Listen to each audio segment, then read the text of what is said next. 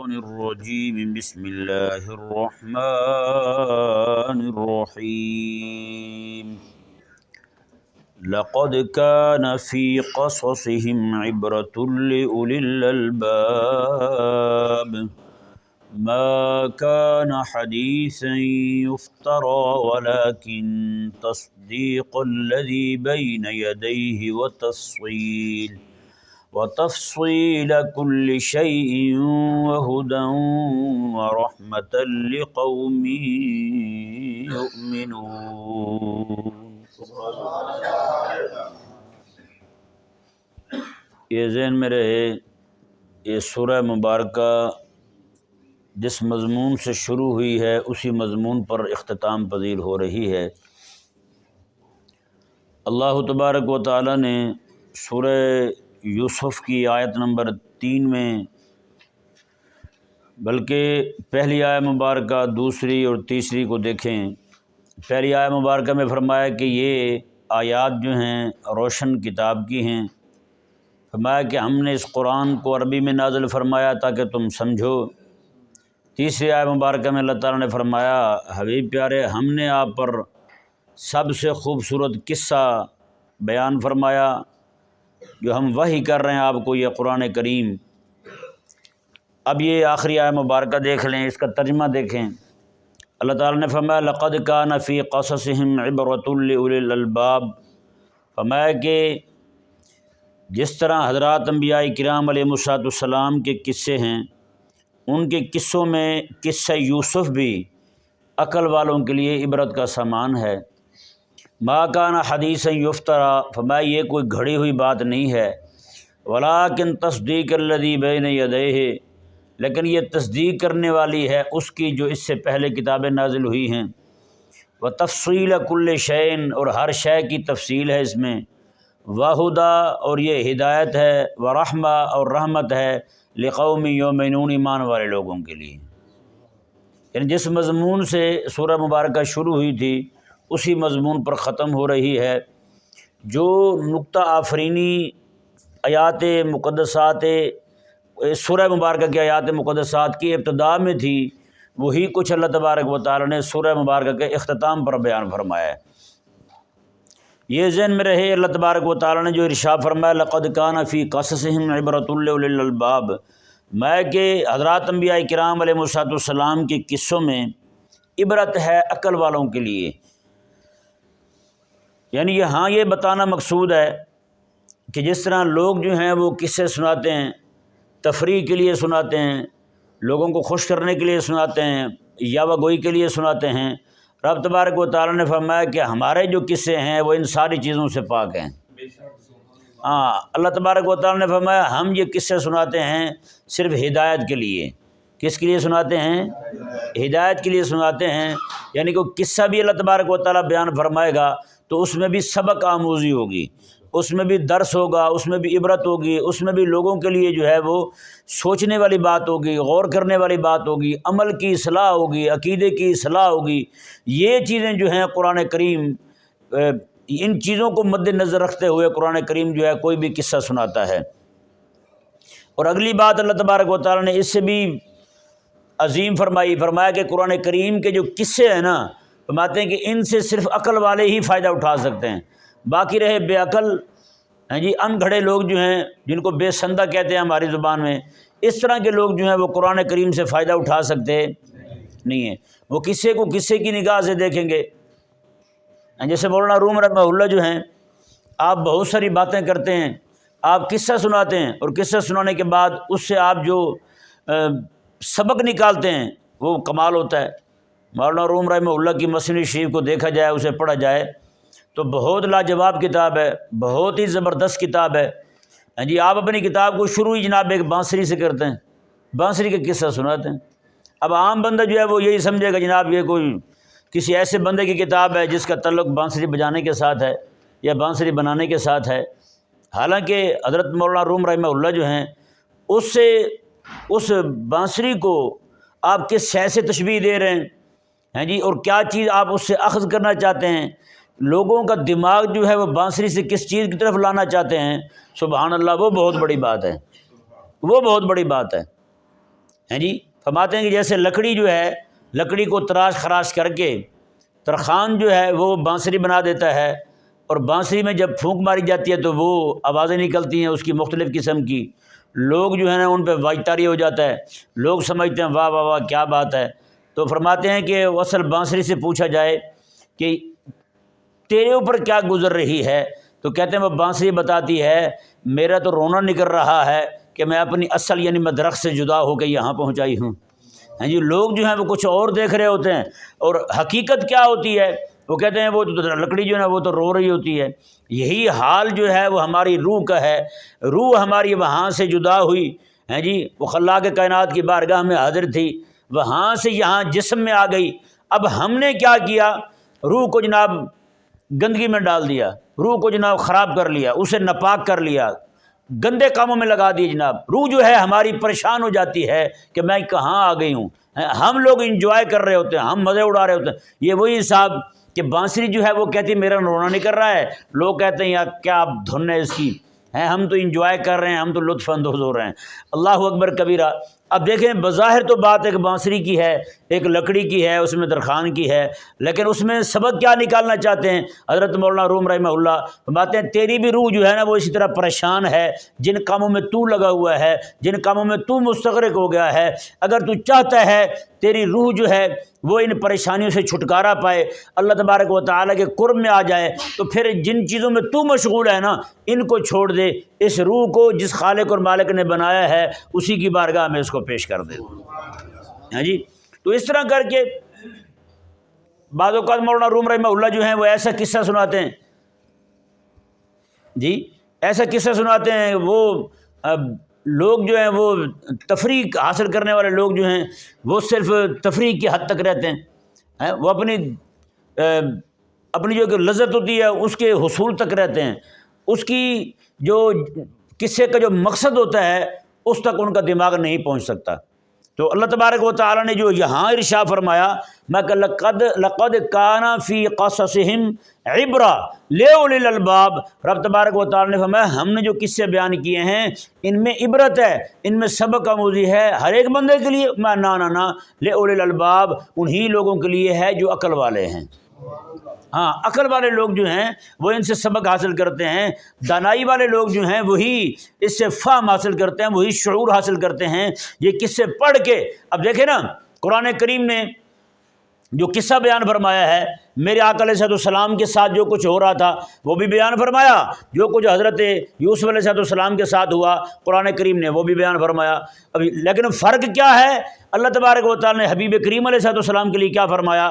فرمایا رب تبارک و تعالیٰ نے کہ فرمایا کہ حبیب پیارے یوسف علیہ السلام کو اپنے بھائیوں کے ساتھ جو معاملہ پیش آیا تھا وہ تو ان کے عقیدے کے تھے، وہ ان کے عقیدے کے تھے، عقیدہ سب کا ایک تھا، عقیدے میں کوئی فرق نہیں تھا، کیونکہ سارے کے سارے حضرت یعقوب علیہ السلام کے عقیدے پر تھے، یوسف علیہ السلام کے بھائی بھی اور یوسف علیہ السلام بھی، تو سب کا عقیدہ تو ایک ہوا۔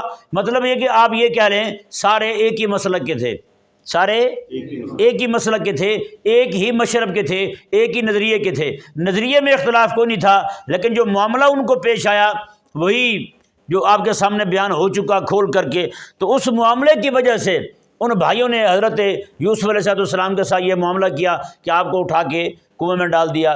اب دوسری طرف اللہ تبارک و تعالیٰ جو ہے وہ سبق آموزی سبق کیسے سکھا رہا ہے اللہ تبارک و تعالیٰ حبیب کریم علیہ السلام کو، محبوب علیہ السلام کے صحابہ کرام علیہ رضوان کو؟ فرمایا کہ حبیب پیارے یوسف علیہ السلام نے تو اپنے بھائیوں کی طرف سے آنے والے ظلم کو اور تشدد کو برداشت کیا، تو میں محبوب پیارے آپ کے ساتھ جو یہ لوگ کر رہے ہیں یہ تو آپ کے عقیدے کے بھی نہیں ہیں، آپ ہوئے موحد یہ ٹھہرے مشرک، آپ ہوئے پاک یہ ہوئے ناپاک۔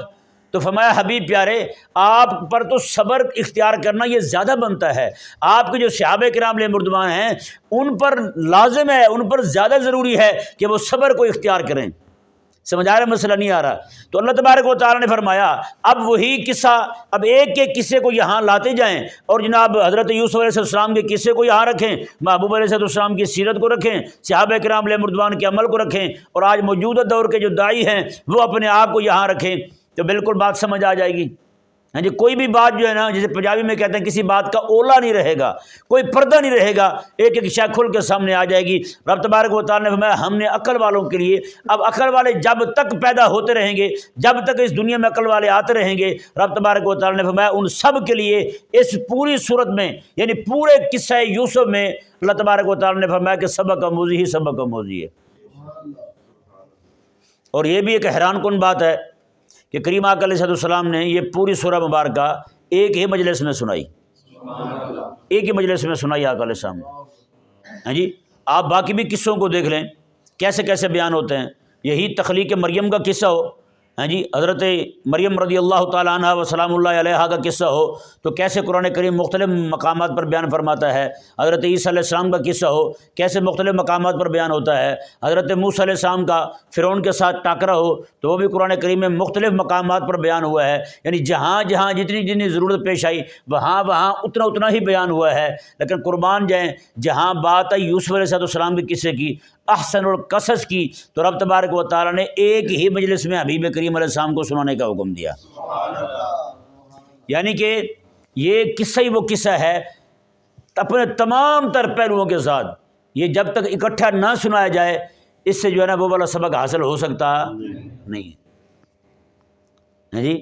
اور دیکھیں نا کتنی اہم بات ہے، ہمارے لوگ کیا کرتے ہیں، عموماً وہ قسطوں میں مضمون چل رہے ہوتے ہیں، یا کوئی ریکارڈنگ کرانے والا ریکارڈنگ کرواتا ہے تو بات کو جناب ٹھہرا کے لوگوں کو تجسس میں رکھنے کے لیے، لو جی یہاں سے پھر آگے کل شروع کریں گے، ہاں ایک وقت ختم ہو جائے وہ ایک الگ بات ہے، ہاں جی، ایک لوگوں کو تجسس میں رکھنے کے لیے اس طرح کیا جاتا ہے۔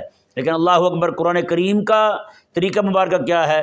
رب تبارک و تعالیٰ نے پورا قصہ یوسف علیہ السلام کا حبیب کریم علیہ السلام کو فرمایا کہ حبیب پیارے ایک ہی بار سنا دیں ان کو۔ اللہ اکبر کبیرہ۔ اور آیتیں اس کی کتنی ہیں؟ 111 آیتیں ہیں۔ تو اس سے ثابت ہوتا ہے مشرکین نے بھی بیٹھ کے سنا ہوگا، مشرکین نے بھی بیٹھ کے سنا ہوگا، اپنوں نے بھی سنا ہوگا۔ اللہ تبارک و تعالیٰ نے کیا ارشاد فرمایا؟ میں حبیب پیارے سن تو سارے رہے ہیں لیکن نفع اس کا صرف عقل والوں کو ہی ہوگا۔ نفع اس کا کس کو ہوگا؟ عقل والوں کو ہوگا۔ پھر وہی ہوا جو انہوں نے کرنا تھا، اللہ تبارک و تعالیٰ نے بیان فرما دیا۔ میں حبیب پیارے یہ کہیں گے ما کان حدیثا یفترا، یہ تو گھڑی ہوئی بات سنا دی انہوں نے۔ اللہ تعالیٰ نے پہلے ہی فرما دیا ما کان حدیثا یفترا، رب تعالیٰ نے میں یہ گھڑی ہوئی بات تھوڑی ہے، میں یہ گھڑی ہوئی بات نہیں ہے۔ آگے فرمایا اللہ تبارک و تعالیٰ نے ولیکن تصدیق الذی بین یدیہ، میں بلکہ یہ تو اپنے سے پہلی کتابیں جو نازل ہوئی ہیں ان کی تصدیق کرنے والی ہے۔ میں لاؤ تو رات کھولو زبور کو، اٹھا کے لاؤ جناب انجیل کو، تینوں کتابیں لے کے آؤ، ان میں آج بھی جتنا قصہ یوسف جو ہے وہ تحریف سے اور ان کی جناب غلط تعویلوں سے بچ چکا ہے، ان کی ہاتھ کی کاریگری سے جتنا بچ چکا ہے اس کو بھی سامنے رکھو اور قرآن کریم کو بھی کھولو، تمہیں یقین ہو جائے گا کہ میرے حبیب کریم علیہ السلام جو ہیں وہ حصول علم کے لیے کہیں گئے کو نہیں، کسی عالم کے پاس بیٹھے کو نہیں، کوئی کتاب میرے حبیب نے آج تک پڑھی کوئی نہیں، میں کہ پھر جو ہے وہ قصہ جو ان کتابوں میں موجود ہے وہ بعین ہی میرے حبیب کریم علیہ السلام بیان فرما رہے ہیں۔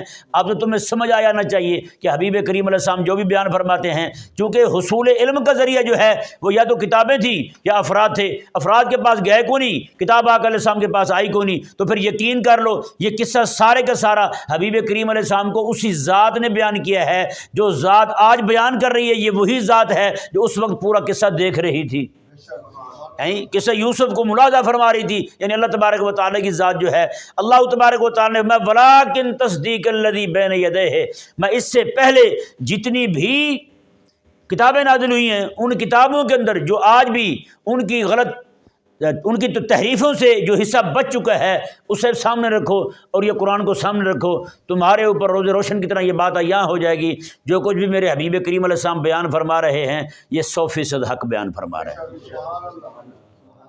اللہ اکبر کبیرہ۔ اور آگے رب تعالیٰ نے فرمایا وَتَفْصِيلَ كُلِّ شَيْءٍ، میں یہ جو قصہ ہے یا قرآن جو ہے میں یہ تو ہر شے کی تفصیل ہے۔ تفصیل سے مراد یہ ہے کہ اصول ہدایت کی تفصیل کی گئی ہے، اس میں اصول ہدایت کی تفصیل کی گئی ہے۔ اصول طہارت کو دیکھ لیں، اصول عبادت کو دیکھ لیں، اصول معاملات کو دیکھ لیں، اصول سیاست کو دیکھ لیں، اصول خلافت کو دیکھ لیں، ایک ایک شے کو قرآن کریم نے تفصیل کے ساتھ بیان فرمایا ہے۔ و تفصیل کل شے، ہر ایک شے کی تفصیل ہے۔ حضرت سیدنا مولا علی رضی اللہ تعالیٰ عنہ ارشاد فرماتے ہیں اللہ تبارک و تعالیٰ نے قرآن کریم میں ہر شے کو بیان فرما دیا ہے، یہ ایک الگ بات ہے کہ ہماری عقل وہاں تک نہ پہنچ سکے، جی ہماری عقل نہ پہنچ سکے، لیکن اللہ تبارک و تعالیٰ نے ہر ایک شے کو بیان فرمایا ہے، اور اس پر جو ہے وہ بے بہا دلائل، بے شمار جو ہے وہ ادلہ موجود ہیں جو ہمارے اسلاف نے بیان فرمائی ہیں۔ بہرحال رب تبارک و تعالیٰ نے ارشاد فرمایا، اور یہ قصہ جو ہے وہدا، یہ ہدایت کا سامان ہے۔ یہ کیا ہے؟ ہدایت کا سامان ہے۔ بتایا نا پورے قصے کے اندر حضرت یوسف علیہ السلام کا جو قصہ بیان کیا گیا ہے اللہ تبارک و تعالیٰ کی طرف سے، کس مقام پر جو ہے وہ ہدایت کا سامان نہیں ہے جی؟ کس مقام پر جو ہے دائی کو ہدایت نہیں ہے، حاکم کو ہدایت نہیں ہے، خواتین کو ہدایت نہیں ہے جی، عائلی زندگی کے لیے ہدایت نہیں ہے، افرادی جو ہے نا وہ انفرادی زندگی کے لیے ہدایت نہیں ہے، اور اجتماعی زندگی کے لیے ہدایت نہیں ہے، اور نظام عدل اجتماعی کے لیے ہدایت نہیں ہے۔ کون سا ایسا معاملہ ہے جو اس پوری سورہ مبارکہ نے اس کا کوئی گوشہ جو ہے وہ تشنہ چھوڑا ہو؟ کون سا ایسا موقع ہے جہاں پر قرآن کریم کی خاص اس صورت نے، باقی قرآن کریم میں بھی سارا کچھ بیان ہوا ہے، لیکن اس صورت نے کون سا ایسا معاملہ ہے جو اس کو چھوڑا ہو یار؟ ہیں جی گھر کے اندر بھائیوں کے معاملات کو بھی قرآن نے اس صورت میں بیان فرمایا ہے، ہیں جی ابا کی بیٹے کے ساتھ خیر خواہی کو بھی بیان کیا ہے، بیٹے کی ابا کے ساتھ خیر خواہی کو بھی بیان کیا ہے، ہیں اللہ اکبر کبیرہ۔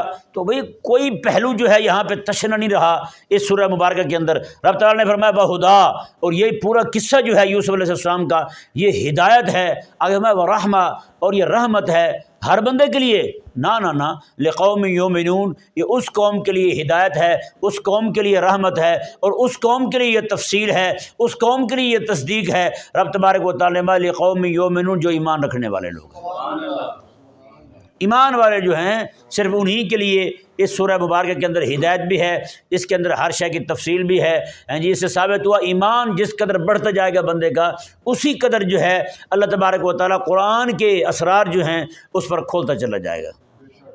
ہاں قرآن کے اسرار ایمان کے بڑھنے کے ساتھ کھولیں گے، کیونکہ اللہ تبارک و تعالیٰ نے فرمایا اس سے ہدایت جو ہے عقل والے لوگ لیتے ہیں، اور فرمایا کہ مومن لوگ لیتے ہیں۔ دو چیزیں کیسے بیان فرمائیں؟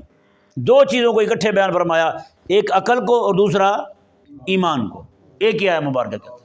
میں قرآن سے نفع اٹھانے کے لیے دو چیزیں شرط ہیں، ایک عقل اور دوسرا ایمان۔ ہاں عقل جو ہے ایسی، ہمارے تو شاعروں نے بڑا مشہور کر رکھا ہے کہ عقل جو ہے نا یہ بڑی فضول شے ہوتی ہے، نعوذ باللہ من ذالک، اس طرح کی باتیں کرتے ہیں کہ عقل والے جو ہیں وہ تو پریشانی میں مبتلا رہتے ہیں، سکھے رہتے ہیں وہ جن کو عقل نہیں ہوتی ہیں۔ بھی بندہ پوچھے بھئی عقل سے ہی تو اللہ تبارک و تعالیٰ جو ہے نا وہ احکامات عطا فرماتا ہے، عقل والوں کو ہی اللہ تبارک و تعالیٰ مخاطب بناتا ہے۔ جیسے پوری سورہ بیان کرنے کے بعد اللہ تعالیٰ نے فرمایا میری اس بیان کردہ سورت سے، اس بیان کردہ قصے سے صرف عقل والے ہی فائدہ اٹھا سکتے ہیں، ہاں جی، جن کو عقل نہیں ہے وہ فائدہ اٹھا سکتے نہیں ہے۔ جیسے حضرت امام ابو یوسف رحمہ اللہ کی مجلس میں ایک بندہ آ کے بیٹھتا تھا، وہ آ کے بیٹھا رہتا روز، لوگ سوالات پوچھتے، وہ پوچھتے کچھ نہیں۔ ایک دن آپ نے فرمایا یار سارے پوچھتے ہیں تو کیوں نہیں پوچھتا؟ اس نے کہا اچھا جی اگر کہتے ہیں تو ہم بھی پوچھ لیتے ہیں، اگر کہتے ہیں تو ہم بھی پوچھ لیتے ہیں۔ اس نے کہا کسی دن ہم سارے روزہ رکھ لیں، اور روزہ رکھنے کے بعد سورج غروب نہ ہو۔ نہیں، سورج غروب نہ ہو تو پھر کیا کریں گے؟ ظاہری بات ہے دن ہی لمبا ہو جائے تو ہم تو روزہ کھولنے سے رہے نا جی، پھر کیا صورت ہوگی ہمارے کو کھانے پینے کی؟ یعنی اس کو فکر روٹی کی تھی، اس کو فکر کس چیز کی تھی؟ روٹی کی تھی۔ اس نے کہا کہیں یہ نہ ہو کہ روٹی قضا ہو جائے، وہ پکوڑے جو تلے ہوں گے وہ قضا ہو جائیں، دہی بھلے پڑے پڑے جناب وہ باسی ہو جائیں، تو اس کے لیے کچھ صورت بیان کر دیں تاکہ کیا معاملہ جو ہے نا ہم کریں اس وقت جس دن سورج غروب نہ ہو۔ حضرت امام یوسف رحمہ اللہ نے فرمایا میں تو غروب تھا اچھا تھا، یہ طلوع ہوا ہے سارا اندھیرا پھیلا دیا تمہیں، یعنی اچھا بھلا تو پکڑ باندھ کے بیٹھتا تھا تو لوگ جو ہیں وہ تیرے بارے میں سمجھتے تھے بڑا دنا بندہ ہے۔ آپ نے میں جیسے تو نے اپنی لب کشائی فرمائی ہے تو جب سارے لوگوں کو پتہ چل گیا ہے یہ گزارا ہی کرتا ہے بیچارہ، ہے یا نہیں ایسا؟ تو یہ میرے آقا علیہ السلام کو دیکھیں، آقا علیہ السلام جب نماز قائم فرماتے نا تو یہی فرماتے تھے، آقا علیہ السلام فرماتے کہ جو عقل والے لوگ ہیں نا وہ میرے قریب کھڑے ہوئے کریں، بلکہ فرمایا کہ امام کے قریب کھڑے ہوئے کریں۔ کس کے قریب کھڑے ہوئے کریں؟ امام کے قریب ہوا کریں۔ کون لوگ؟ عقل والے۔ عقل والے کھڑے ہوں گے تو ظاہری بات ہے امام بھولے گا تو وہ سنبھال لیں گے، ہاں جی، امام کو جو ہے نا وہ لقمہ دے دیں گے، اب پیچھے سارے کھڑے ہی وہی ہوں جن کو یہی خطرہ لاحق ہو۔ امام صاحب نے نماز شروع کی ہے، پتہ نہیں سلام بھی پھرتے نہیں پھرتے، ہاں جی، تو انہوں نے کب امام کی اصلاح کرنی ہے، کبھی امام کو جناب یہ کہنا جناب حضور آپ آگے جا رہے ہیں یا آپ نے رکعتیں کم پڑھی، نہیں سمجھ آ رہا۔ تو میرے آقا علیہ السلام جب گفتگو فرمایا کرتے تھے تب بھی یہی فرماتے تھے، آقا علیہ السلام فرماتے تھے کہ عقل والے لوگ جو ہیں وہ میرے پاس بیٹھا کریں، تاکہ وہ لوگ عقل والے لوگ سنیں گے، جتنا وہ یاد رکھیں گے، جتنا وہ سمجھیں گے بات کو، اتنا ہی آگے دین متین کا نفع ہوگا۔ سمجھ آیا نا جی؟ اور اللہ اکبر، حضرت سیدنا عمر رضی اللہ تعالیٰ عنہ، آپ تو سارے صحابہ کرام بیٹھتے تھے آپ کے مجلس میں، بڑے بڑے صحابہ کرام کو آگے جگہ دی جاتی تھی، اور بڑے صحابہ جہاں بیٹھتے تھے وہیں پر حضرت سیدنا عمر رضی اللہ تعالیٰ عنہ حضرت عبداللہ بن عباس کو بٹھایا کرتے تھے، اور حضرت عبداللہ بن عباس رضی اللہ تعالیٰ عنہ جو ہیں ابھی بچے تھے۔ تو کچھ صحابہ کرام مردمان نے یہ کہہ دیا حضرت عمر رضی اللہ تعالیٰ عنہ کو کہ حضرت آپ عبداللہ کو اپنے پاس بٹھاتے ہیں، جبکہ بچے تو ہمارے بھی اسی جیسے ہیں، بلکہ اس سے بھی زیادہ عمر کے ہیں، ہمارے بچے پیچھے بیٹھتے ہیں، یہ عبداللہ آگے بیٹھتا ہے۔ اللہ اکبر کبیرہ۔ اب حضرت عمر رضی اللہ تعالیٰ عنہ صرف حاکم تھوڑی تھے، وہ حکیم بھی تھے۔ حضرت عمر رضی اللہ تعالیٰ نے فرمایا بھی تمہیں تجربہ کروا دیتے ہیں، فرمایا کہ آپ سب لوگ بیٹھے ہوئے یہ بتاؤ اذا جاء نصر اللہ والفتح میں کس چیز کی خبر دی گئی ہے؟ سارے یہ کہ کوئی کہنے لگے جی اس میں فتح مکہ کی خبر ہے، کوئی کہیں جی فلاں شہر کی فتح ہے، کوئی کہیں فلاں شہر کی فتح ہے۔ حضرت عمر رضی اللہ تعالیٰ متوجہ ہوئے حضرت عبداللہ کی طرف، میں کہ عبداللہ بیٹے آپ بتاؤ اس میں کس چیز کی فتح ہے اور کس چیز کو مدد کہا گیا ہے، وہ کون سی فتح ہے؟ فرمانے لگے کہ اس سورہ مبارکہ میں آقا علیہ السلام کے وصال شریف کی خبر دی گئی ہے۔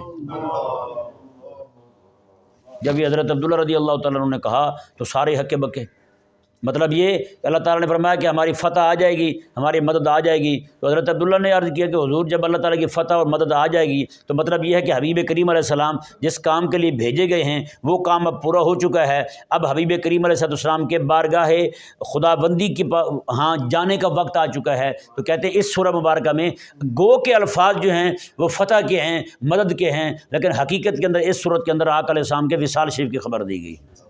تو حضرت عمر رضی اللہ تعالیٰ عنہ متوجہ ہوئے سب کی طرف، میں ہاں بھی بتاؤ جہاں اس کا دماغ پہنچا ہے وہاں کسی اور کا پہنچا ہے؟ سارے خاموش۔ تو آپ نے فرمایا کہ اس کو جو میں اپنے پاس جگہ دیتا ہوں یہ قرآن کے علم کی وجہ سے اور اس کی عقل دانائی اور فہم کی وجہ سے اس کو اپنے پاس جگہ دیتا ہوں۔ اللہ اکبر کبیرہ۔ ایسے تھوڑی ہے کہ میرے آقا علیہ السلام نے دعا کی تھی مولا اسے قرآن کا مفسر بنا، اسے قرآن کی تعویل کا علم عطا فرما۔ تو تعویل کا مطلب یہ ہے نا بات کو ٹھکانے لگا دینا۔ تو حضرت عبداللہ رضی اللہ تعالیٰ نے بات کو کیسے ٹھکانے لگایا ہے؟ ہاں جی، کوئی کچھ سمجھ رہے ہیں، کوئی کچھ سمجھ رہے ہیں، قربان جائیں۔ حضرت عمر رضی اللہ تعالیٰ کی جو مراد تھی حضرت سیدنا عبداللہ رضی اللہ تعالیٰ اسی کو سمجھ رہے ہیں۔ تو عقل والے لوگ جو ہیں یہ اللہ تبارک و تعالیٰ کی طرف سے ان پر بڑا انعام ہوتا ہے، بشرطے کہ عقل جو ہے ان کی قرآن اور حدیث کے تابع رہے۔ تو نہیں سمجھ آیا؟ ہاں، جب عقل جو ہے وہ اپنی منمانیاں کرنے لگے، عقل جو ہے وہ عقل عناد بن جائے تو پھر جو ہے فساد کھڑا ہوتا ہے۔ عقل معاد جو ہے یہ پھر رحمت لاتی ہے اللہ تبارک و تعالیٰ کی، اللہ تعالیٰ کی طرف سے برکات کے نزول کا سبب بنتی ہے عقل معاد جو ہے، اور عقل عناد جو ہے یہ فساد کا، دنگے کا، لڑائی کا، فتنے کا اس کا سبب بنتی ہے۔ اب آپ دیکھ لیں کہ بہت بڑا فتنہ اس وقت کا موجود ہے، وہ کوئی تھوڑے عقل والا ہے، بڑا دنائی والا بندہ کہلاتا ہے اپنے آپ کو، لوگ اس کو کہتے ہیں یار کیا نالج ہے اس کے پاس، لیکن عقل اس کے پاس معاد والی نہیں ہے، عقل اس کے پاس فساد والی ہے۔ تو اس لیے اس کی عقل جو ہے وہ اس سے بھی فساد میں مبتلا کر چکی ہے اور لوگوں کو بھی فساد میں مبتلا کر رہی ہے۔ اللہ تبارک و تعالیٰ ایسی عقل سے بھی پناہ عطا فرمائے، اور ہر ایک کو کامل ایمان عطا فرمائے اللہ تعالیٰ۔